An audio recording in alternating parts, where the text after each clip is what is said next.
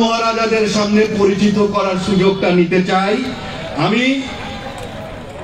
আমি তোমাদেরই বড় ভাই, আমি তোমাদের এলাকারই সন্তান। আমার বেড়ে ওঠা, পড়াশোনা সবকিছুই এই এলাকায়। আমি নীলফামারী থেকে পড়াশোনা করেছি। নীলফামারী কলেজ থেকে আমি আমার এসএসসি কমপ্লিট করেছি। রুয়েট থেকে আমি আমার ইঞ্জিনিয়ারিং কমপ্লিট করে চাকরিতে জয়েন করেছিলাম, কিছুদিন চাকরি করেছি। কোন এক শুভ অপরাহ্নে আপনাদের কৃতি সন্তান শাহরিন ইসলাম তুহিনের সাথে পরিচিত হয়ে নতুন করে স্বপ্ন দেখার আশা নিয়ে চাকরি ছেড়ে দিয়ে ছোট ছোট উদ্যোগে নীলফামারী দিয়ে শুরু করেছিলাম আমার এই পদযাত্রা। কিন্তু আমরা যেভাবে নীলফামারীকে পরিবর্তন করতে চেয়েছি, বারবার কোথাও না কোথাও আমরা হোঁচট খেয়ে গেছি। তাই এই যে না করার যে বেদনা, না করার বেদনা থেকেই আজকের এই সম্মেলন। প্রকৌশলী শাহরিন ইসলাম তুহিন, আমি তার জ্ঞানমুগ্ধ একজন সাগরিদ বলতে পারেন।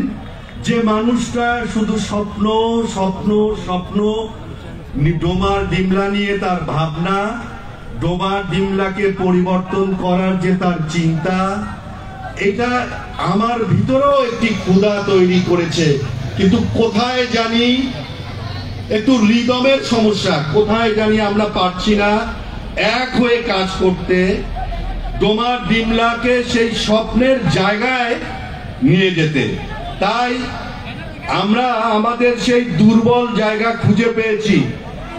সেই দুর্বল জায়গাটা হচ্ছে আমরা সঠিক জায়গায় নকিং করতে পারিনি।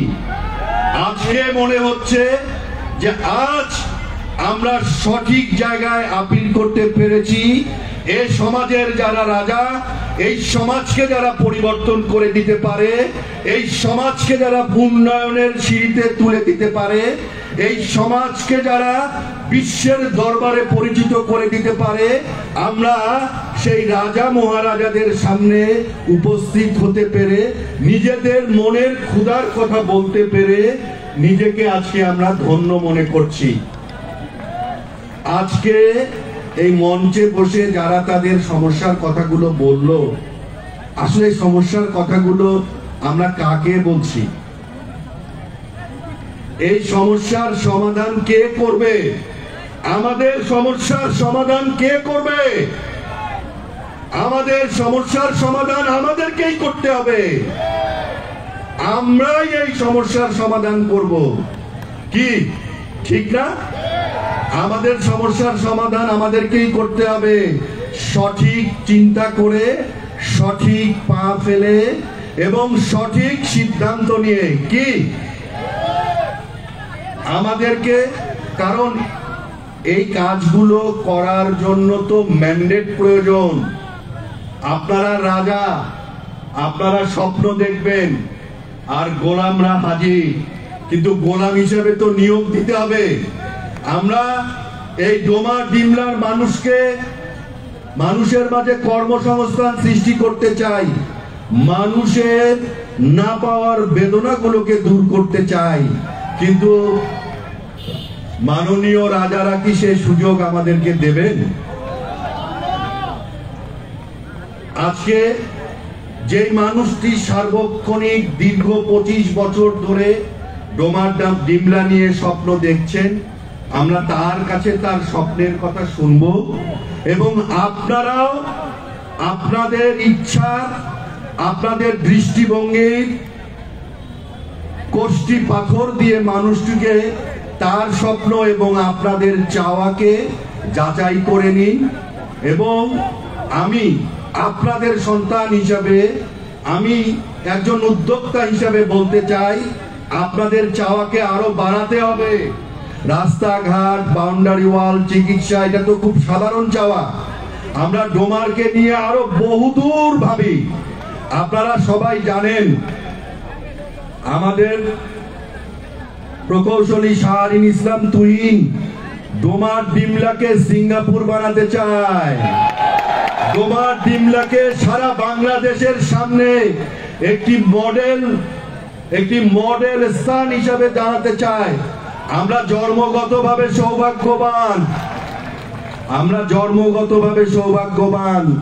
এখানকার মানুষ ভালো, এখানকার মাটি ভালো, আমরা ভৌগোলিকভাবে সুবিধাজনক অবস্থানে অবস্থান করছি। শুধু চাই বদলে দেওয়ার তরুণদের উচ্ছিল্ল উদ্দীপনা এবং তাদের মনোভাব। তরুণরাই পারে সমাজকে ভালো কিছু দিতে এবং সমাজকে নতুন কিছু দিতে। আজ থেকে 40 বছর আগে সিঙ্গাপুর বা 50 বছর আগে যেখানে জনগোষ্ঠীর, তোমরা জানো সবাই নিশ্চয়ই, সিঙ্গাপুরের ইতিহাস তোমরা দেখে নিও। 40 বছর আগেও যেখানে জনসংখ্যার 50% ছিল দরিদ্র সীমার নিচে, শুধুমাত্র সেখানে ছিল জেলে। আর আজকে তো আমাদের মাঝে ডাক্তার, ইঞ্জিনিয়ার, রাজনীতিবিদ থেকে শুরু করে মেধাবী ছাত্রে ভরপুর। শুধু দরকার সঠিক সিদ্ধান্তে। আমি প্রকৌশলী শাহরিন ইসলামের বক্তব্য আমরা শুনবো, তার সাথে তোমরা মনের কথা বলবে এবং সে বারবার আজকে যে বন্ধন তার সাথে সে শুরু করে আমাদের সাথে হলো, সেই বন্ধন যতদিন আমরা আছি সেই বন্ধন থাকবে। আমি ধন্যবাদ দিতে চাই। আজকে তোমাদের এই প্রোগ্রামের কথা শুনে ঢাকা থেকে এসেছেন আমাদের প্রকৌশলীদের আমাদের প্রকৌশলী সমাজের নেতা কামরুল ইসলাম উজ্জ্বল ভাই। আমি তাকে একটু স্টেজে আসতে বলি। তিনি ইনস্টিটিউশন অফ ইঞ্জিনিয়ার্স বাংলাদেশের সম্মানিত ভাইস প্রেসিডেন্ট।